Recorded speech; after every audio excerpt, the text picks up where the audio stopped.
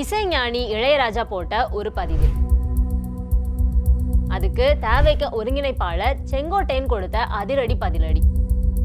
சின்ன தம்பி உன்னை நம்பி இந்த நாடு காத்திருக்கு. இளையராஜா பகிர்ந்த இந்த பாட்டு வெறும் ராகம் மட்டுமா அல்லது இது ஒரு அரசியல் மாற்றத்திற்கான அறிகுறியா? தமிழக சட்டசபை தேர்தலில் யார் வென்று அடுத்த முதல்வர் யாரு என்ற எதிர்பார்ப்பு எல்லார்கிட்டையும் இருக்கு. ஆக்சிஸ் மை இந்தியா கருத்து கணிப்புல விஜயோட தமிழக வெற்றி கழகம் 98ல இருந்து 120 தொகுதிகள் வரைக்கும் வெல்லும் அப்படின்னு கணிக்கப்பட்டிருக்கு. இதன் தொடர்ச்சியாக இசையமைப்பாளரும் ராஜ்யசபா எம்பியுமான இளையராஜா விஜயோட போட்டோவோட சின்ன தம்பி உன்னை நம்பி இந்த நாடு காத்திருக்கு என்ற பாடலை தன்னோட யூடியூப் சேனல்ல பகிர்ந்து இருக்கிறது கவனம் பெற்றிருக்கு. தமிழக சட்டசபை தேர்தல் ஒரே கட்டமாக 23ஆம் தேதி நடந்து முடிஞ்சிருக்கு. மே 4ஆம் தேதி வாக்குகள் எண்ணப்பட்டு முடிவுகள் அறிவிக்கப்பட இருக்குது. இதனால தமிழகத்துல அடுத்த எந்த கட்சி ஆட்சியை பிடிக்குது, அடுத்த முதல்வர் யாரு அப்படிங்கிற எதிர்பார்ப்பு எல்லார்கிட்டையும் இருக்கு. திங்கட்கிழமை அது தெரிய இருக்குது. இதனால தமிழகத்துல அடுத்து எந்த கட்சி ஆட்சியை பிடிக்கும், அடுத்த முதல்வர் யார் அப்படிங்கிறது வரும் திங்கட்கிழமை எல்லாருக்கும் தெரிஞ்சிடும். இந்த நிலையில தான் இசையமைப்பாளரும் ராஜ்யசபா எம்பியுமான இளையராஜா தன்னோட யூடியூப் பக்கத்துல விஜயோட போட்டோவோட பாடல் ஒன்றை பகிர்ந்திருப்பது எல்லாரோட கவனத்தையும் பெற்றிருக்கு. இளையராஜா சொந்தமாக இளையராஜா அபிஷியல் என்ற யூடியூப் சேனலை வச்சிருக்காரு.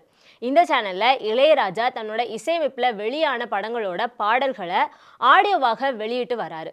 தினமும் 2 பாடல்கள் இந்த சேனல்ல வெளியாகி வருது. இந்த வகையில நேற்று இளையராஜா இது எங்கள் நீதி என்ற திரைப்படத்துல இருந்து 2 பாடல்களை பகிர்ந்திருந்தாரு. இந்த படத்துல நிழல்கள் ரவி, ராதிகா, ராதா ரவி, ராம்கி உள்பட பலர் நடிச்சிருக்காங்க. இந்த படத்துக்கு இளையராஜா இசையமைச்சிருக்காரு. கடந்த 1988வது வருஷம் வெளியான இந்த படத்தை S.A. சந்திரசேகர் இயக்கியிருக்காரு.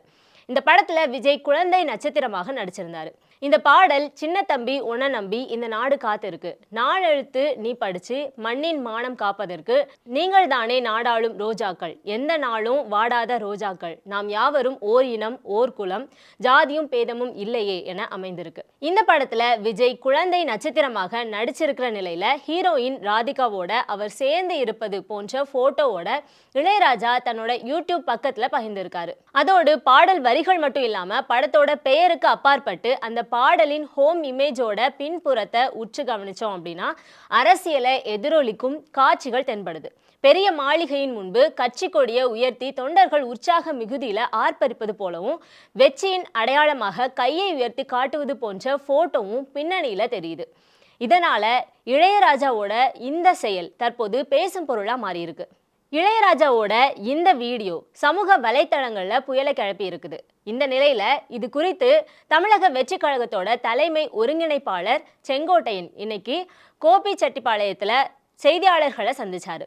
அப்போ அவர் பேசினப்போ இசைஞானி இளையராஜா மட்டும் இல்ல, தமிழக மக்கள் எல்லாருமே மனம் திறந்து விஜய் தமிழகத்தை ஆளணும் அப்படின்னு விரும்புறாங்க. அதே தான் இன்றைய செய்திகளும் எதிரொலிக்குது. 2026 சட்டமன்ற தேர்தல் வெற்றி அப்படிங்கிறது சரித்திர வரலாற்றில் இடம்பெற போகும் ஒரு வெற்றியாக அமையும். ஒட்டுமொத்த இந்தியாவை வியக்கும் வகையில தமிழக மக்கள் எல்லாருமே மகிழ்ச்சியோட வாழும் காலமாக அது மாறும் அப்படின்னு உற்சாகமா தெரிவிச்சிருந்தாரு. பாஜக தலைவர் நயினா நாகேந்திரன் தேவைக்க ஒரு தொகுதியில கூட வெற்றி பெறாது அப்படின்னு சொல்லியிருந்தாரு. என்னை பொறுத்த வரைக்கும் நயினா நாகேந்திரனுக்கு இதுதான் இறுதி தேர்தலாக இருக்கும். இதுக்கு பிறகு அவருக்கு கட்சி பதவி இருக்குமா இல்லையா அப்படிங்கிறத அவரோட கட்சி மேலிடம் தான் முடிவு செய்யணும். வாழ்க்கையில அனைத்தையும் கற்றுக்கொள்ள வேண்டும், ஆனா கர்வத்தையும் சுயநலத்தையும் மட்டும் கற்றுக்கொள்ளக்கூடாது. கர்வமும் சுயநலமும் கொண்ட எந்த இயக்கமாக இருந்தாலும் அந்த சாம்ராஜ்யம் அழிவதை யாராலையும் தடுக்க முடியாது அப்படின்னு நயினா நாகேந்திரனுக்கு பதிலடி கொடுத்திருந்தாரு. தமிழக மக்கள் வாக்களிச்சுட்டு தேர்தல் முடிவுக்காக காத்திருக்காங்க. இந்த வேளையில இளையராஜா விஜய் போட்டோவோட சின்ன தம்பி உன்னை நம்பி இந்த நாடு காத்திருக்கு என்ற பாடலை தன்னோட யூடியூப் சேனல்ல வெளியிட்டு இருக்கிறது பல கேள்விகளை எழுப்பி வருது.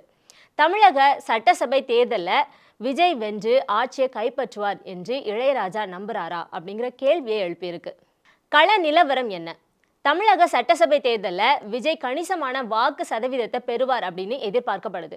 தற்போது வரைக்கும் எக்ஸிட் போல் எனும் தேர்தலுக்கு பிந்தைய கருத்து கணிப்புகளை நடத்தி 11 நிறுவனங்கள் தன்னோட முடிவுகளை வெளியிட்டிருக்காங்க.